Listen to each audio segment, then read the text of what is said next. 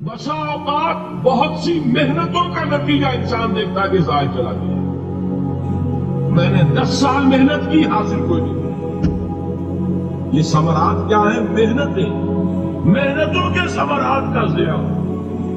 کوشش آپ نے کی، قسمت کی خوبی دیکھیے، ٹوٹی کہاں کمن، 2-4 ہاتھ جب کے لبے باؤ ہے۔ Be prepared. ایک شاعر کے یہ اشعار ہیں، وہ کمیونسٹ تھا، میں نام بھی نہیں لیتا،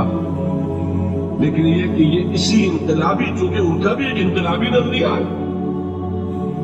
انقلابی عمل میں یہ سارے مراحل آتے ہیں۔ کوئی سیٹ بیک آیا، فرض کیجئے کوئی ناکامی ہو گئی، تو اپنے ساتھیوں کو دل بندھانے کے لیے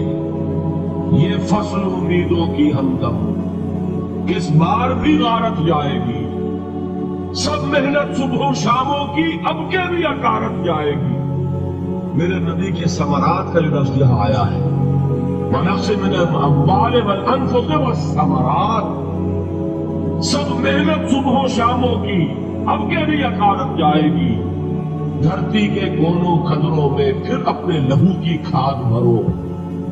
پھر مٹی سینچو اشکوں سے، پھر اگلی رت کی فکر کرو، پھر اگلی رت کی فکر کرو، جب پھر ایک بار اجڑنا ہے۔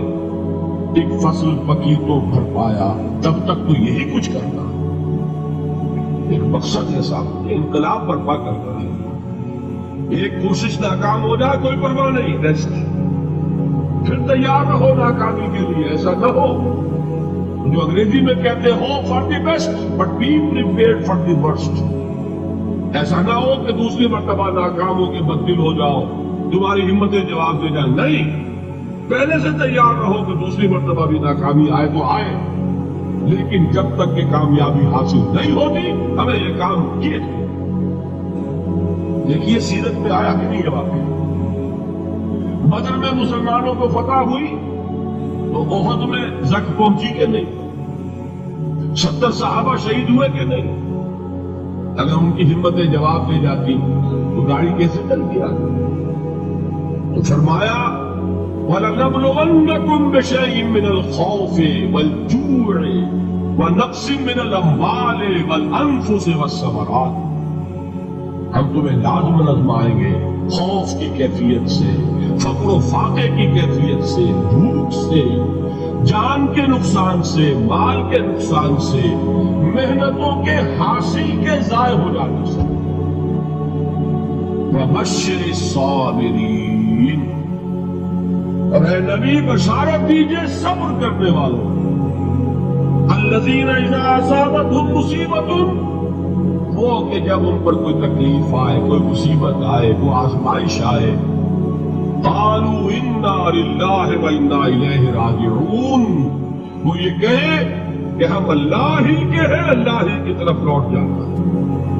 یہ وہی انداز ہے جو میں نے فارسی کا شعر سنایا تھا آپ کو کہ سر تسلیم خم ہے جو مزاج یاد کیا، وہ ہمارا مولا ہے، ہمارا آقا ہے، اگر اسے یہی منظور ہے تو ہمیں بھی یہی منظور ہے۔ میں نے تسلیم و رضا کی بات کی تھی نا، آپ کو کچھ شعر سنائے تھے، ایک شعر اور سنیے، اور یہ کس کا ہے؟ محمد علی جوہر کا۔ ایک مرتبہ جیل گئے، ان کی ایک بیٹی جوان بیمار ہوئی، فوت ہو گئی، باہر چھوڑا انگریز نے، جاؤ بھائی دفن کر دو بیٹی کو۔ دوسری مرتبہ جیل گئے، دوسری جوان بیٹی اسی مرض میں مبتلا ہوئی۔ اب یہ جیل میں ہے، خبر پہنچی کہ دوسری بیٹی کے اوپر بھی اسی مرض کا حملہ ہوا۔ ایک نظم لکھی ہے جس کا آخری شعر یہ ہے، تیری صحت ہمیں منظور ہے لیکن اس کو نہیں منظور تو پھر ہم کو بھی منظور ہے۔ یہ ہے، جب تک یہ کیفیت نہ ہو اس میدان میں آدمی ثابت قدم نہیں رہ سکتا کہ میرے رب کو اگر یہ منظور ہے تو یہی مجھے منظور ہے، اور تیری صحت ہمیں چاہیے تو ضرور، لیکن ہمارے رب کو منظور ہے جو ہمیں بھی منظور ہے۔ راضی برضائے رب۔ وَبَشِّرِ الصَّابِرِينَ الَّذِينَ إِذَا أَصَابَتْهُمْ مُصِيبَةٌ قَالُوا إِنَّا لِلَّهِ وَإِنَّا إِلَيْهِ رَاجِعُونَ۔ نہ شود نصیب دشمن کے شود ہلاکے تیغت سر دوستہ سلامت کے تو خنجر آزمائے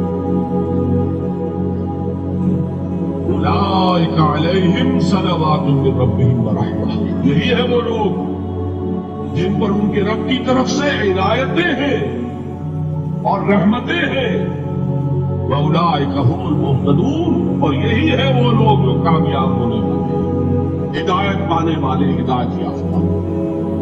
اسی سورہ بقرہ پہ ذرا آگے چل کر یہ تو ہے 20واں رکوع 19واں رکوع 21ویں رکوع کی پہلی آیت ہے لَيْسَ الْبِرَّ أَن تُوَلُّوا وُجُوهَكُمْ قِبَلَ الْمَشْرِقِ وَالْمَغْرِبِ وَلَٰكِنَّ الْبِرَّ مَنْ آمَنَ بِاللَّهِ وَالْيَوْمِ الْآخِرِ وَالْمَلَائِكَةِ وَالْكِتَابِ وَالنَّبِيِّينَ وَآتَى الْمَالَ عَلَىٰ حُبِّهِ ذَوِي الْقُرْبَىٰ وَالْيَتَامَىٰ وَالْمَسَاكِينَ وَابْنَ السَّبِيلِ وَالسَّائِلِينَ وَفِي الرِّقَابِ وَأَقَامَ الصَّلَاةَ وَآتَى الزَّكَاةَ وَالْمُوفُونَ بِعَهْدِهِمْ إِذَا عَاهَدُوا والصابرین فی الباساء والضراء وحین البأس اب یہ آیت جو ہے سورۃ العصر میں جو مضامین آئے تھے سارے اس میں موجود ہیں وہاں ایمان کا لفظ آیا یہاں 5 ایمانیات کی تفصیل آ گئی اعمال کی تفصیل آئی اور آخری بات وہاں کیا ہے وتواصوا بالصبر اور یہاں کیا ہے والصابرین فی البأساء والضراء وحین البأس اور صبر کرنے والے اصل نیکی ان کی ہے جو صبر کرے اس میں جنگ کے وقت ذرائے باسائے باسا کہتے ہیں فقر اور فاقہ واحد آئے گا باس تو اس کے معنی جنگ اور باسا جمع میں آئے گا تو فاقہ فقر بھوک اور ذرائے جسمانی تکلیف ضرر جسمانی تکلیفوں میں صبر کرنے والے فقر اور فاقے میں صبر کرنے والے اور جنگ کے وقت صبر کرنے والے اولئک الذین صدقوا واولئک هم المتقون یہ ہے وہ لوگ جو صبر کرنے والے ہیں یہ ہیں جو سچے ہیں جو اپنے دعوے میں نیکی کے اور ایمان کے صادق ہیں اور یہی وہ لوگ ہیں جو متقی اگلی سورت ہے سورہ آل عمران اس میں 2 لفظ آئے ہیں آخری آیت یا ایھا الذین آمنوا اصبروا وصابروا ورابطوا واتقوا اللہ لعلکم تفلحون دیکھیے یہاں صبر اور صابر جو تعلق جہد اور جہاد کا ہے وہی ہے صبر اور مصابرت صبر جب ایک طرفہ عمل ہے آپ جھیل رہے برداشت کر رہے ہیں صبر علی المعصیہ صبر علی الطاعہ صبر علی الابتلاء یہ سب کیا ہے صبر اور مصابرت کیا ہے صبر کا صبر سے مقابلہ یہ سورہ آل عمران اب وقت نہیں ہے میں آپ کو سناتا اللہ تعالیٰ نے کیسے کیسے مسلمانوں سے کہا مسلمانوں تمہیں تک پہنچی ہے تو انہیں بھی تو پہنچی تھی ان کے 70 نہیں مارے گئے تھے بدر میں ان کے حوصلے جو ہیں وہ تو پست نہیں ہوئے وہ اگلے سال آ گئے تم پر چڑھائی کر کے تم کیوں اتنا برا مان رہے ہو تمہارے دل اتنے زخمی کیوں ہو گئے تمہیں تکلیف پہنچتی ہے تو انہیں بھی پہنچتی ہے اپنی غیرت جو ہے ہمیں ذرا اس کا جائزہ لینا چاہیے لوگ باطل نظریات کے لیے کتنی قربانیاں دے رہے ہیں لوگ باطل چیزوں کے فروغ کے لیے کتنی محنتیں کر رہے ہیں جیسا کہ میں نے ابھی کہا تھا اسی غیرت کو چیلنج کرنے کے لیے ذرا آپ کی حمیت دینی کو جوش دلانے کے لیے قادیانی نوجوان کتنی تعداد میں اپنے آپ کو دین کے لیے وقف کرتا ہے اور آپ کتنے نوجوان ہیں جو اپنے آپ کو دین کے لیے وقف کرتے ہیں اور وہ کھاتے پیتے گھرانوں کے لوگ یہ نہیں ہے کہ اگر کوئی اور کام نہیں کر سکتا تو پھر یہ ہے کہ وہ دین کے کام میں لگ جائے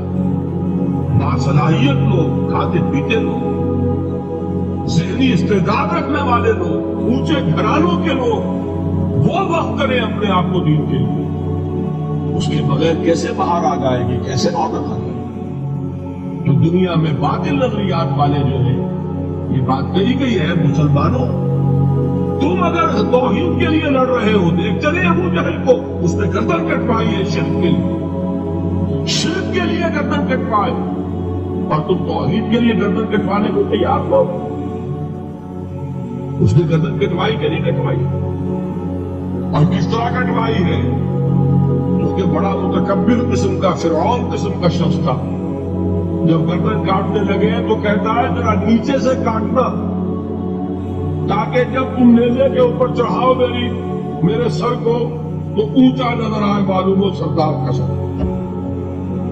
وہ بدبخت مرتے ہوئے بھی جو اس کی کیفیت تھی نا، اس کو ویٹ میں نہیں تھا۔ تو یہ اس لوگوں نے قربانیاں دی، جانے دی، تو فرمایا اگر تم ان سے زیادہ قربانی نہیں دو گے، جو نوٹ کر لیجیے اس کو، مجرد اگر حق کو غالب کرنا اللہ کے ذمے ہو تو آنے واحد میں غالب کر دے گا، تمہیں تکلیف ہی دینے کی ضرورت نہیں۔ سمجھ رہے؟ کیا اللہ کے مقابلے میں کوئی باطل کی طاقت ٹھہر سکتی ہے؟ یہ تمہارے ایمان کا امتحان ہے، یہ تمہارے خلوص کی آزمائش ہے، یہ تمہارے امتحان کا ثبوت درکار ہے کہ اللہ تعالیٰ دیکھنا چاہتا ہے تم اس کے لیے اپنی جانیں قربان کرنے کو تیار ہو کہ نہیں، تم اس کے لیے تن من دھن لگانے کو تیار ہو کہ نہیں۔ اور یہ جان لو کہ اگر کفار اور مشرکین اور ملحدین